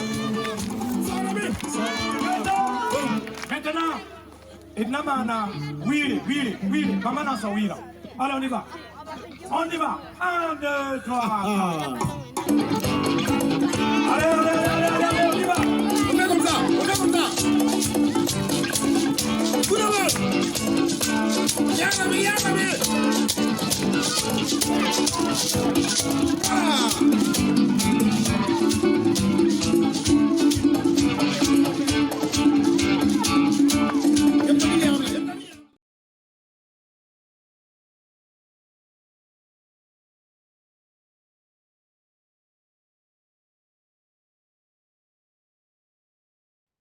Très bien, merci. Voilà comment ça va fonctionner. Nous avons reçu des questions là et nous allons essayer de les voir. Et n'hésitez pas à ajouter d'autres questions sur la partie de questions-réponses.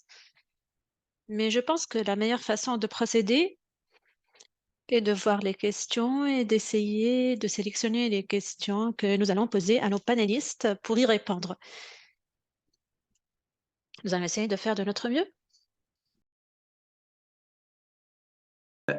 Voilà, donc je crois que pour les panélistes, vous avez vu la série des questions qui ont été posées.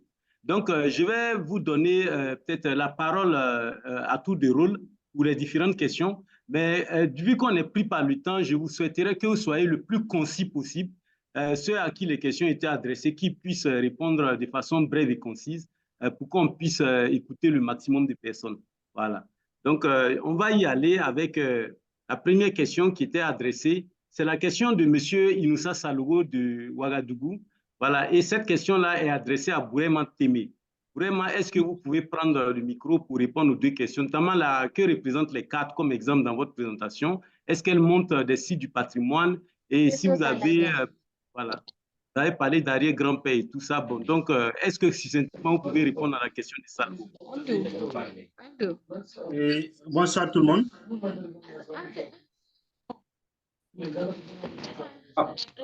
Vous m'entendez?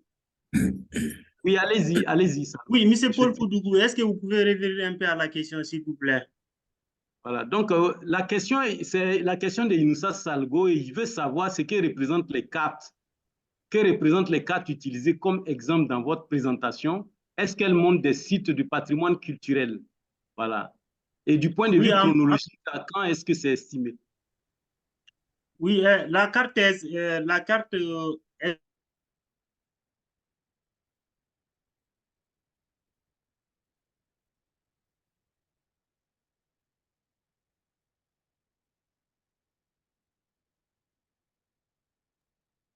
KPG, est-ce que vous pouvez fermer votre micro et la vidéo pour qu'ils puissent intervenir? Voilà. D'accord.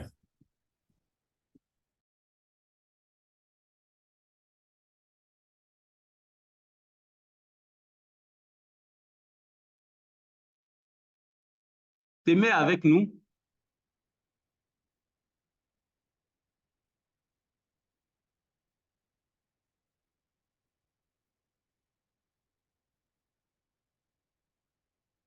Raina, vous m'entendez? Raina?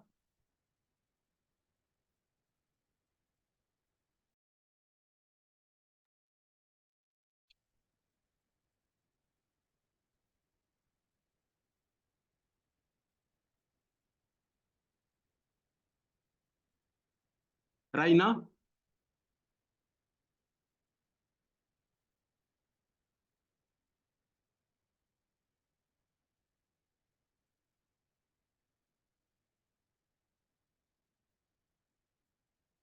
Monsieur Balima, est-ce que vous m'entendez?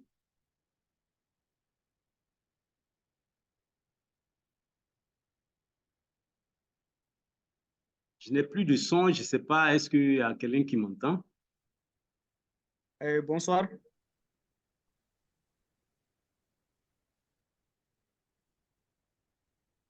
Oui, c'est monsieur? Allô? Oui. Je vais l'appeler voir. OK. C'est Aboutou Konaté. OK. Est-ce qu'il y a une question vous a été adressée, monsieur Aboutou? Ah, d'accord. D'accord. D'accord. Il dit que sa batterie l'a lâché. Ah, OK. D'accord. Donc, il va se connecter avec le téléphone. D'accord. OK. Et Madame Raina est là? Raina Balarabe?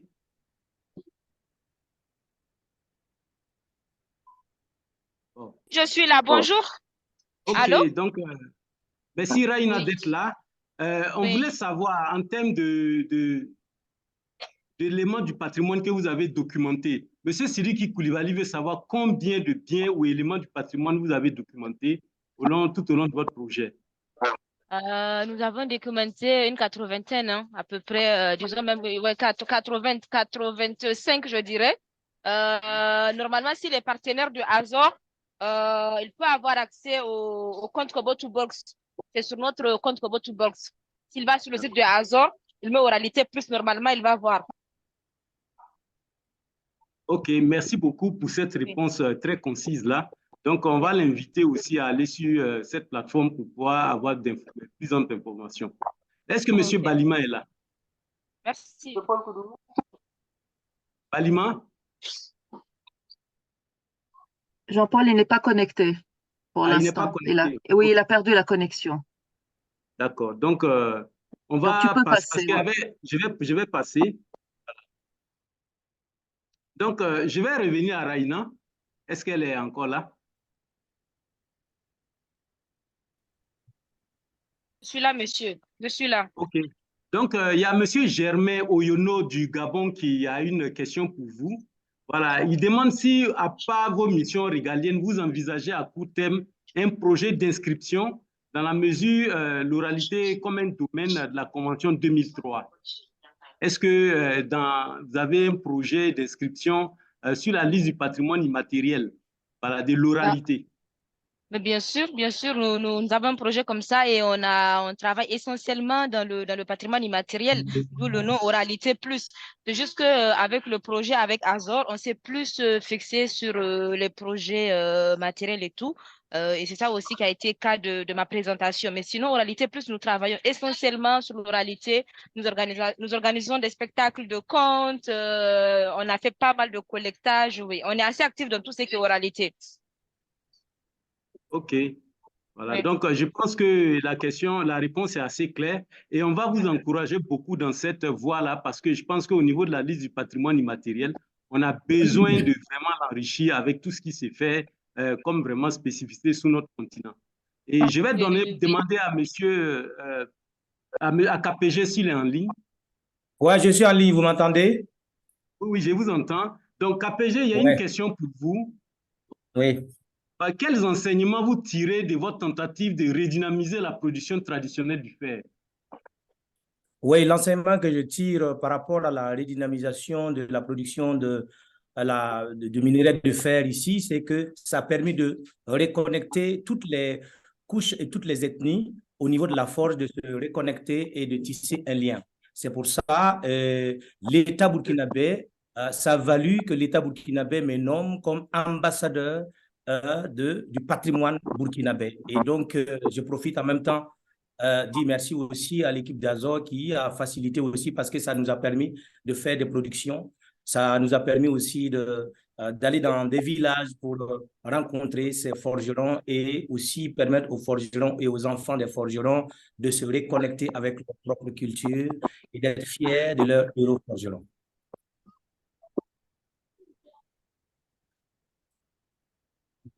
Allô?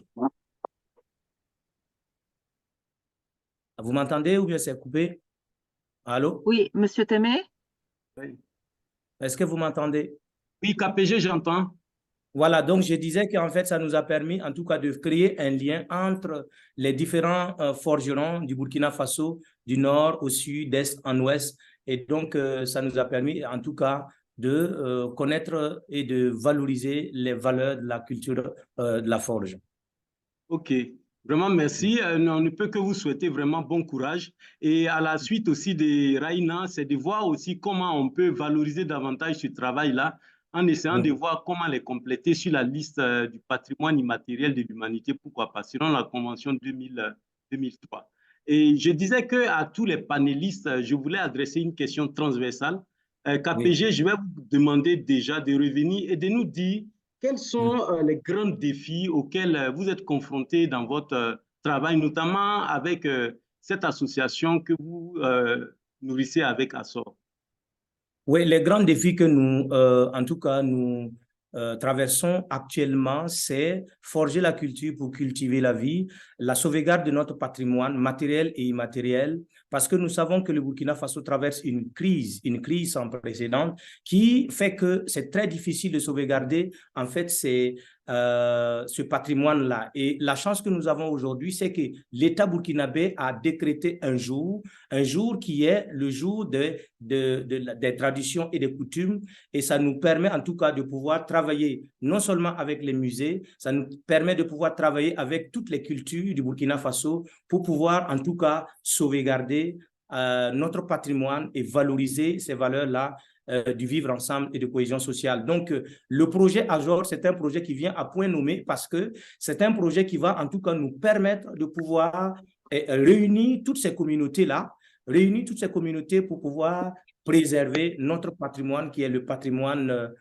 qui est en tout cas l'essence de notre culture. Merci beaucoup pour cette intervention. Je vais passer le micro à Pierre Guindo. voilà, de la mission culturelle de Bandiagara pour qu'il nous parle aussi des grands défis auxquels il est confronté dans le travail qu'il abat quotidiennement dans cette localité et surtout aussi les perspectives de coopération renforcées avec Azor. Pierre Guindo. Merci, M. Koudougou, Jean-Paul. Et merci aussi à Azor qui a mis cette rencontre avec tous les acteurs intervenant sur la préservation, la promotion du patrimoine culturel. Comme vous venez de le dire, vraiment le pays d'Ogon, le Mali, pour citer que le Mali, sinon j'allais dire le Sahel, traverse un moment difficile de sa vie lié à la crise multidimensionnelle.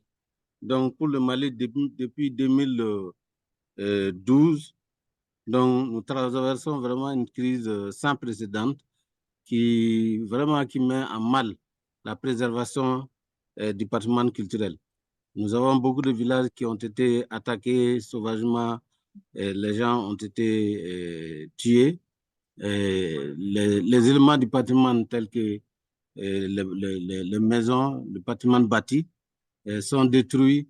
Donc nous traversons vraiment beaucoup de difficultés, donc surtout d'ordre sécuritaire.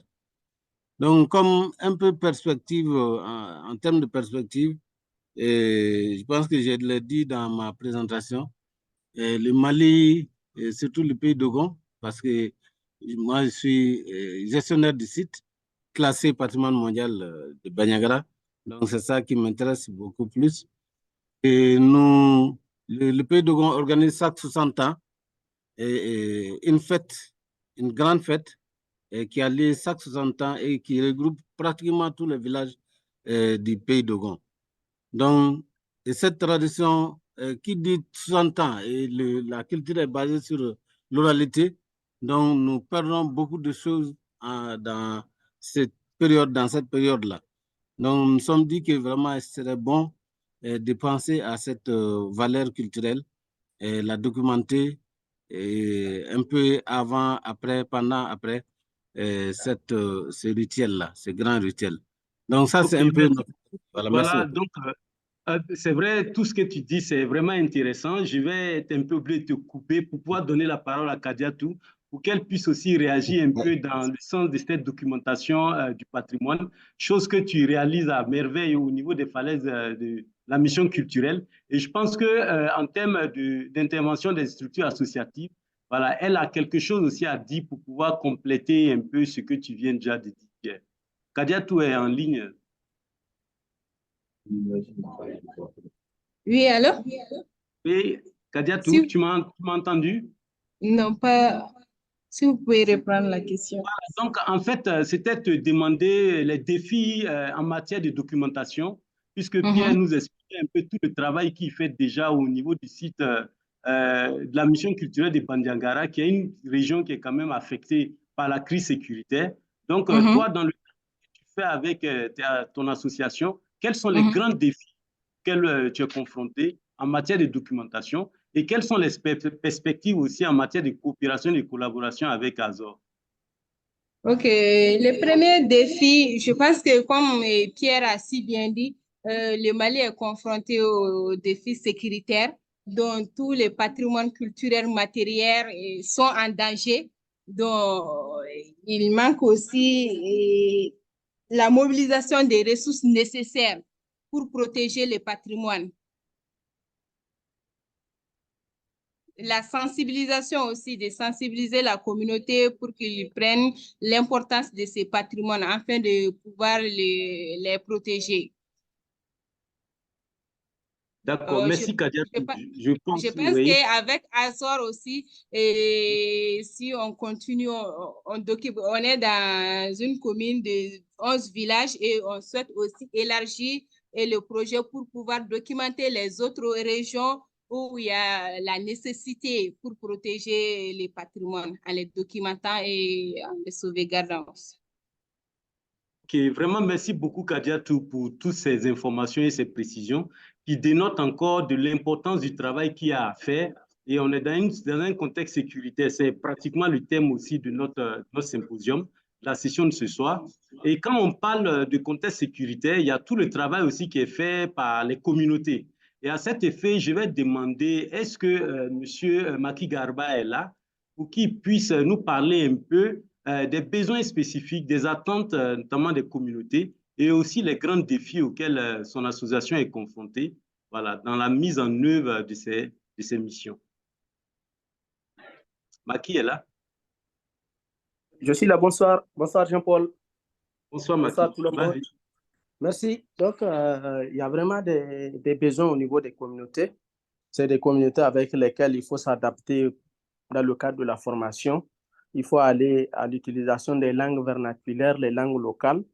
Il faut donc être dans le contexte du village, s'asseoir dans le contexte du village et écouter et répondre dans le contexte du village. C'est très important pour éviter beaucoup de sensibilité.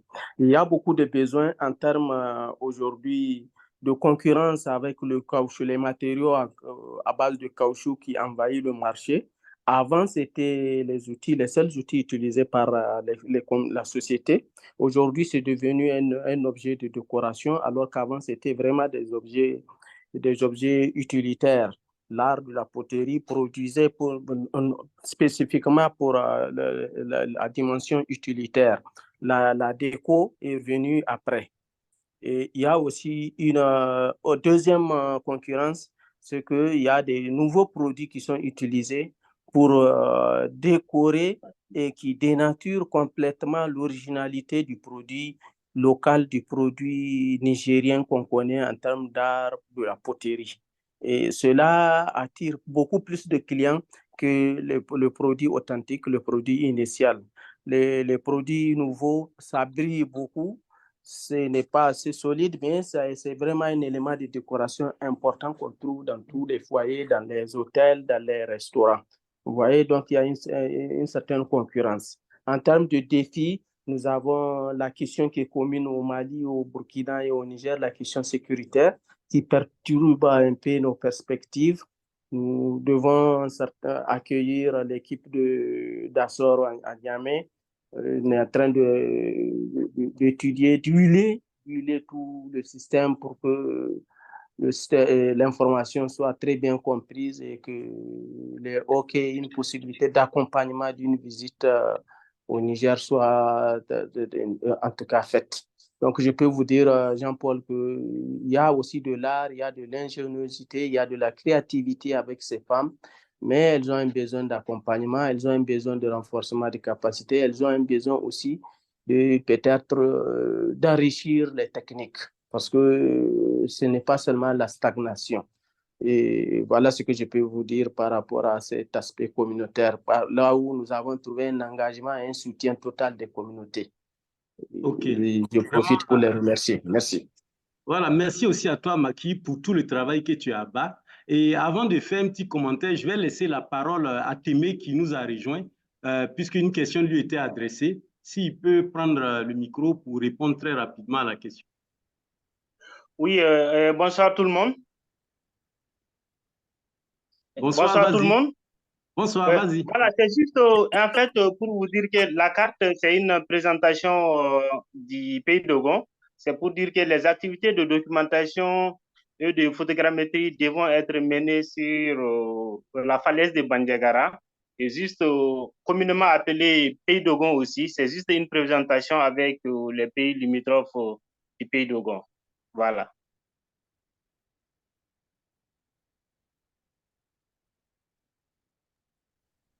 Alors, merci bien pour cette réponse.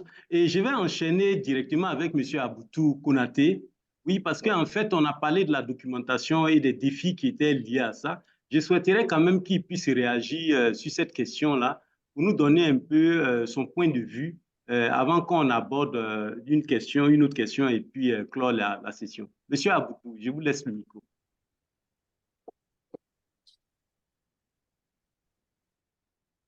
Bonsoir tout le monde. Par rapport à la formation, les défis, bon, je trouve que les principaux défis que nous rencontrons ici, d'abord, c'est les besoins financiers, j'allais dire. Si ces besoins sont acquis et que nous avons une certaine habilité, non, liberté de faire ces activités de formation, il n'y a pas de problème. Il n'y a vraiment pas de problème par rapport à la formation parce que nous avons été bien formés, on va le dire, même si il reste encore à faire. Et les gens au Mali également ont manifesté leur intérêt de continuer avec la formation. Les anciens bénéficiaires, tout comme beaucoup d'autres personnes de différentes communautés, manifestent leur intérêt de suivre la formation. À tel point que souvent, c'est difficile de tenir la formation là ensemble. Si on se retrouve avec une cinquantaine de personnes, avec une centaine de personnes, une formation comme Kobo, comme Kiji, c'est vraiment pas aisé. Voilà, c'est tout ce que je peux dire comme défi pour l'instant. Mais je ne saurais sortir de la parole sans pourtant remercier les différents formateurs, les différents partenaires, notamment Andy, Alia, Diaré, pour les panélistes aussi, pour la qualité des présentations. Et nous avons beaucoup appris de vous.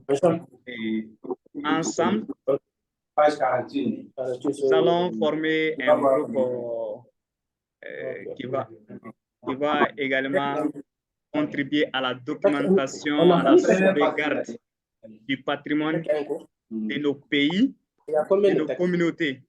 Et un grand merci à Jean-Paul Koudjougou pour la qualité de la modération. Merci beaucoup à toi, merci beaucoup, merci encore. Donc, je vais demander à notre ami Maki de couper son micro parce qu'on entend tout ce qui s'est dit. Donc, voilà Maki, merci. Et donc, voilà, on est pratiquement en train d'achever notre session. Et moi, ça a été vraiment un grand plaisir de pouvoir modérer cette session et de vous retrouver sur cette thématique de la préservation du patrimoine qui nous tient tous tant à cœur. Et c'est aussi l'occasion pour moi de remercier Azor à travers Anan et tout le comité d'organisation de ce symposium-là et réitérer vraiment notre disponibilité à continuer à travailler pour la sauvegarde du patrimoine. Et donc, je vais donner le micro à M. Darren pour les derniers mots parce qu'il nous reste pratiquement 2 minutes. Voilà. Et s'il y a possibilité de faire quelque chose qui nous... Voilà. Donc, Darren, je vous laisse le micro. Merci. Merci beaucoup pour cette excellente modération de la session. Je voulais remercier tous les participants aujourd'hui. J'ai beaucoup aimé à travailler avec vous et j'ai appris davantage sur le travail que vous avez réalisé dans vos pays respectifs. J'ai publié sur le chat le lien de ce webinaire et vous pouvez avoir accès à ce webinaire. Et j'ai inclus les liens des tutoriels des différents programmes que nos participants ont abordés, que ce soit en français, en anglais ou en arabe. Je vous encourage de bien voir et de consulter ces documents. Ça va bien vous aider à mener le travail que nous avons discuté aujourd'hui. Il existe beaucoup d'affiches, je vous invite à les consulter.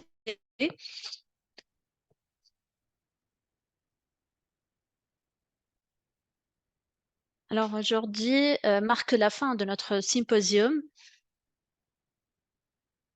Et il est très important de voir où est-ce qu'on est arrivé et quelles sont les étapes suivantes pour tous nos participants et pour tous nos partenaires. On se voit bientôt. Merci beaucoup.